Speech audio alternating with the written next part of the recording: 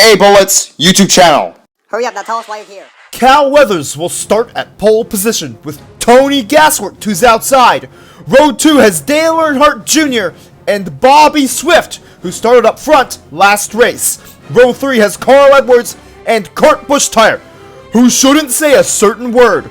Row 4 has Denny Carlin, the winner of the second race this season, and Brick Yardley, who's outside.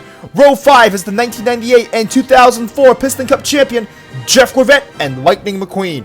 Row 6 has Mark Carton and Clint Bokar to his outside. Hopefully he does better. Row 7 has Kyle Busch-Tire and the Rocket Ryan Newcart, who's outside. Row 8 has Greg People and Jimmy Cables, who is yet to win a race. Row 9 has the 2007 Florida 500 winner Kevin Carvick and Martin Carks Jr. who's outside. Row 10 has Jeff Burnton and Juan Pablo Montoya to his outside. Row 11 has Phil Tankson, who's currently very popular, and Jamie McCarry who's outside. Row 12 has Matt Karzeth and Casey Corner to his outside. I wonder what they're going to do. Row 13 is Brian Vickars and Joey Lagirno to his outside. Row 14 is Todd Marcus and Mike Yankee Jr. to his outside. Hopefully he can get a win. Row 15 is Tyler Loudrev, making his first start this season, and Ernie Gearson to his outside. Row 16 is Brad Karslowski and Moray Clutchburn, who's making his 908th start. Rex Revler will start on the inside of row 17, and Samuel Serpentino to his outside. Row 18 is TG Castlenut and Reb Meeker, who will hopefully lead another lap. Row 18 is Speedy Comet and Ryan Thunderbolt Jr., who's not made a start since 2009. Row 20 is Jack DePost and Brick Hicks to his outside. Hopefully he can get a win. Row 21 has Bogart Hopscotch, Samuel Serpentino's rival, and Mark Burnsley. And starting in 43rd is Chip Gearings, who's surprisingly back here.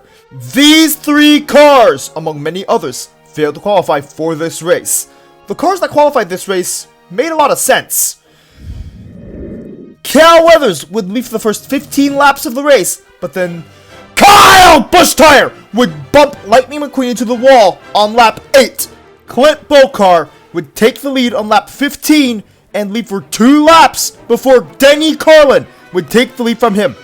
He'd lead for 10 laps before Lightning McQueen would take the lead from him, leading all the way until lap 51, where Cal Weathers would retake the lead. He'd lead all the way until lap 98. Unfortunately, Bogart Hopscotch would be 38th as of lap 84. When he wrecks Samuel Serpentino! Of course he does that. And Bogart Hopscotch says this! But the King will say this. The King's right though.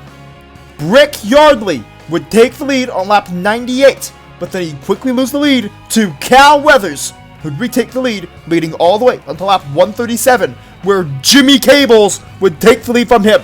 He'd lead until lap 160, where Lightning McQueen would retake the lead. He'd lead for 40 laps before Todd Marcus would take the lead for himself, where he'd lead for 9 laps before Tony Gasworth would take the lead for himself, leading all the way until lap 257, where Mike Yankee Jr. would take the lead from him, leading until lap 276.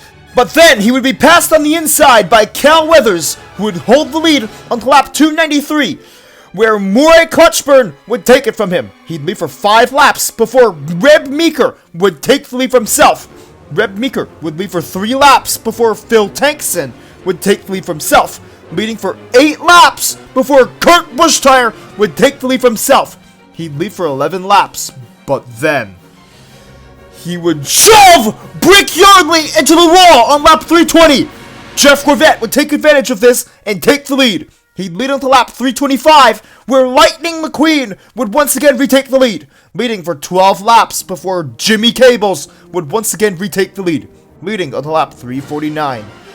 Kyle Busch-Tire would be 20th as of lap 349, where he wrecks Speedy Comet, Jack DePost, Chip Gearings, TG Castlenut, Tyler Loudrev, Mike Yankee Jr., Bogart Hopscotch, Reb Meeker, Jeff Burnton, Brad Karslowski, Brick Hicks, Denny Carlin, Ryan Thunderbolt Jr., Casey Corner, Kevin Carvick, Mark Carton, and Juan Pablo Montoya. Why, mean yellow car? Ryan Newcar, the Rocket, would take the lead after the restart and hold his lead, which means he wins the 2010 Vitoline 350.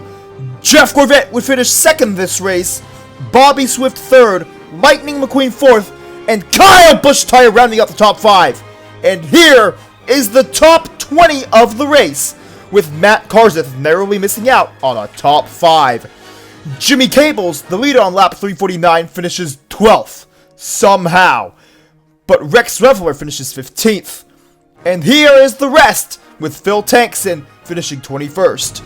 Ernie Gearson is the last car to finish on the lead lap, finishing 25th this race, just behind Mark Burnsley, who surprisingly doesn't DNF.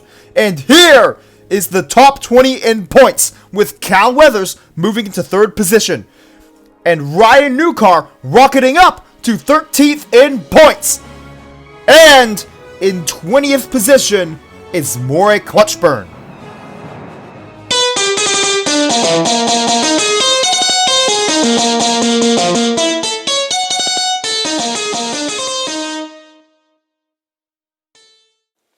Remember to press the notifications button, which goes ring, ring, ring after you press it.